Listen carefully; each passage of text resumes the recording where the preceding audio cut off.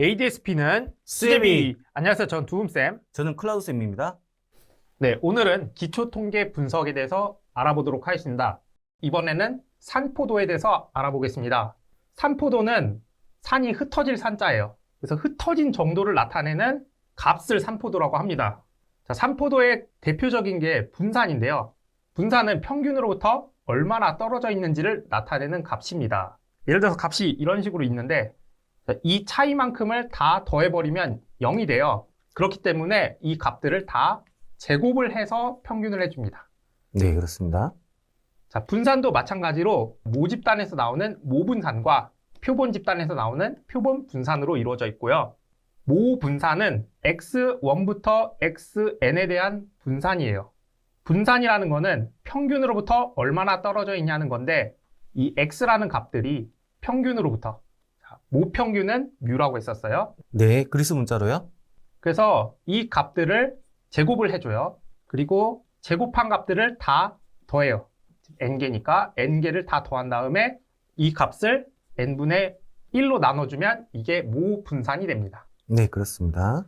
표본 분산은 데이터가 n개일 때, 자, 요것도 마찬가지로 평균으로부터, 근데 표본 평균은 x바라서 데이터 xi를 표본 평균 x바로 빼준 거에 제곱을 했는데 이 값을 i는 1부터 n까지 싹 다 더해줍니다. 근데 여기서 중요한 거는 표본 집단은 n이 아니라 n-1로 나눈다는 거. 그렇죠. 이제 왜 n-1로 나누느냐라고 하면은 사실 설명하기가 쉽진 않은데 자유도라는 게 있어요. 모 집단이라는 거는 이제 n개의 데이터가 있으면 n개가 다 자유롭게 움직이는데 표본이라는 거는 내가 여기에서 스몰 n개만큼, 그러니까 소문자 n개만큼 뽑은 거잖아요. 네. 뽑다 보면은 자유도를 하나 잃어버려서 n-1로 나누는데 사실 요거는 조금 복잡한 얘기라 요 정도까지만 설명을 드리겠습니다. 네. 자, 이때 모분산은 모집단에 있기 때문에 그리스 문자로 표현하고 시그마 제곱으로 표현합니다.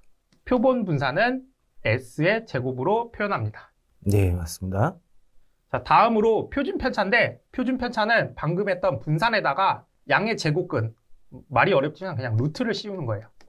그래서 모 표준 편차는 모분산부터 구해보면 모분산은 시그마 i는 1부터 대문자 n xi-μ의 제곱, 각들이 평균으로부터 떨어진 것들을 제곱한 거를 싹 다 더한 다음에 이거를 n으로 나눈 게 모분산이었고 네. 요거를 루트를 씌우면 이게 모표준 편차가 됩니다. 네, 그렇죠.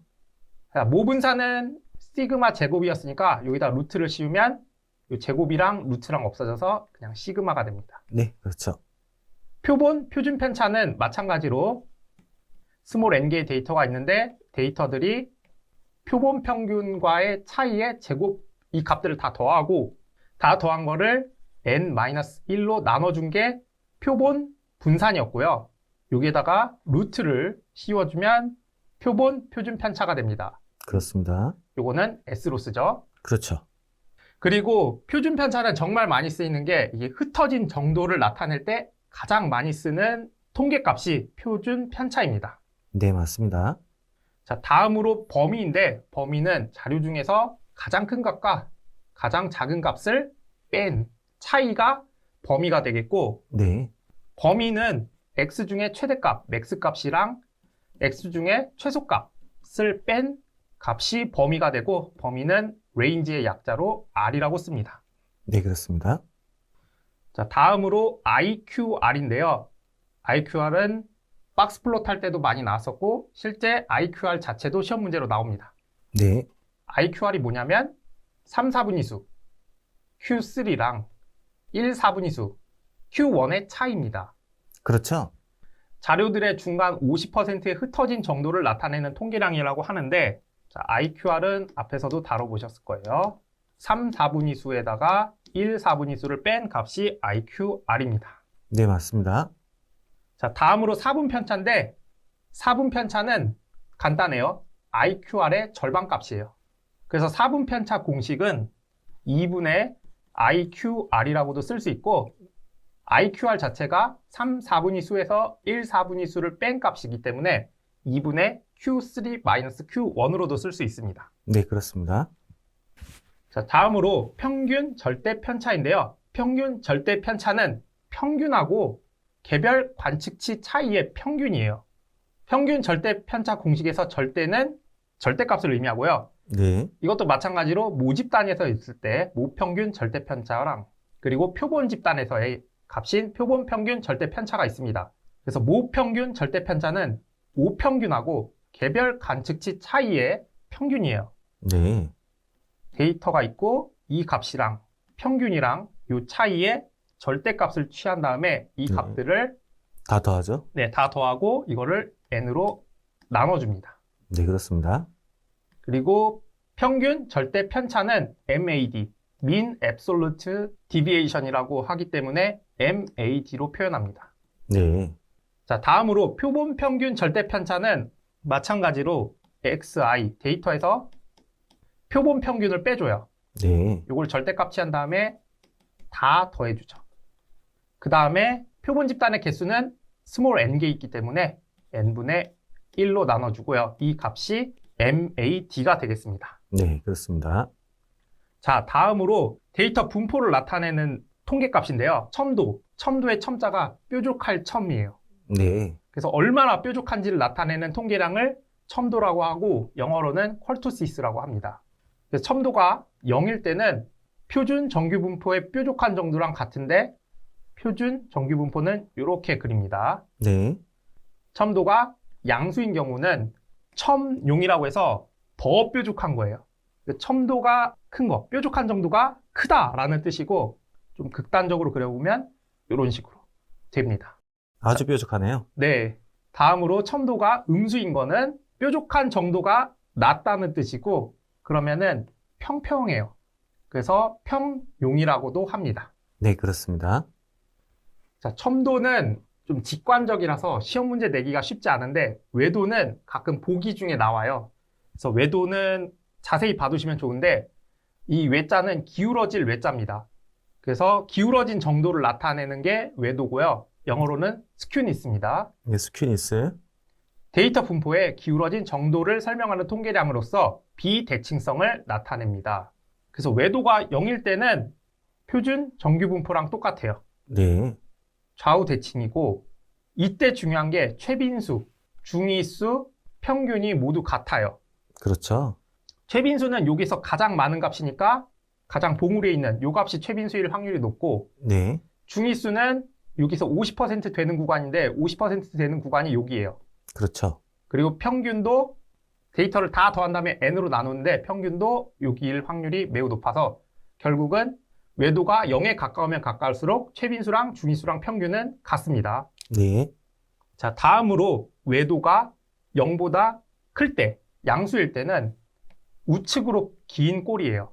그러니까 왼쪽 봉우리가 있고 오른쪽은 이렇게 되는 형태가 외도가 양수일 때인데 최빈수라는 거는 가장 빈도가 높다고 했으니까 가장 높이 있는 이 부분이 최빈수가 되겠고요. 네, 그렇죠. 그리고 중위수는 50% 되는 구간인데 뭐 한 요 정도에 있을 것 같아요. 이제 무조건 가운데 있죠? 네.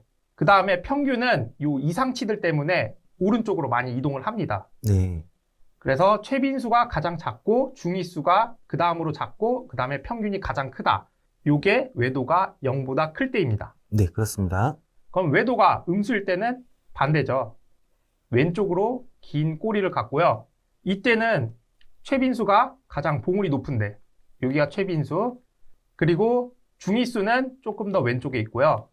그리고 네. 평균은 요 극도로 작은 이상치들, 이상값들 때문에 평균은 조금 더 왼쪽에 있습니다. 네, 그렇습니다. 그래서 최빈수랑 중위수랑 평균 간의 관계를 통해서 외도가 얼마인지도 알 수가 있습니다.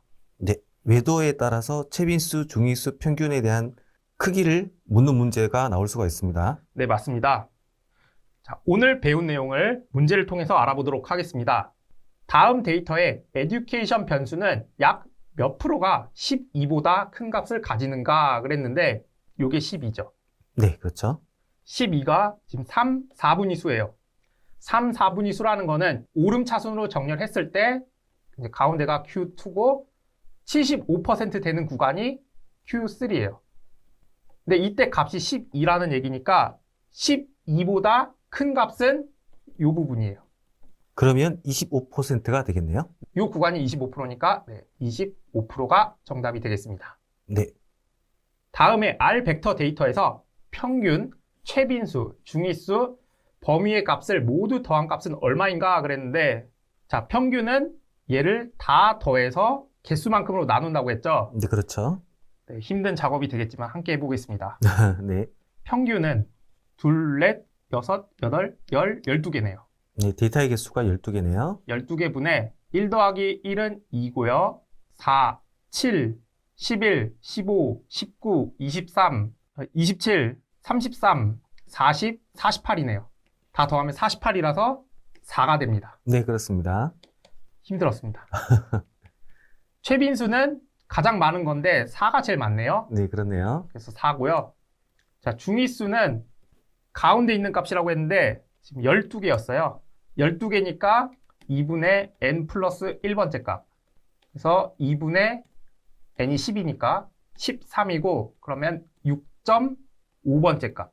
6번째랑 7번째 값을 평균 낸 게 중위수인데 네. 둘, 넷, 여섯. 4랑 4를 평균 내면 4니까 중위수는 4가 됩니다. 네, 그렇습니다. 그리고 범위를 구하라고 했는데 범위는 최대값과 최소값을 빼면 돼요. 최대값은 8이고 최소값은 1이니까 8 빼기 1은 7이 됩니다. 그럼 다 더하면 4 더하기 4 더하기 4 더하기 7이니까 19가 되는 걸 확인할 수 있고 정답은 2번이 되겠습니다. 네, 그렇습니다.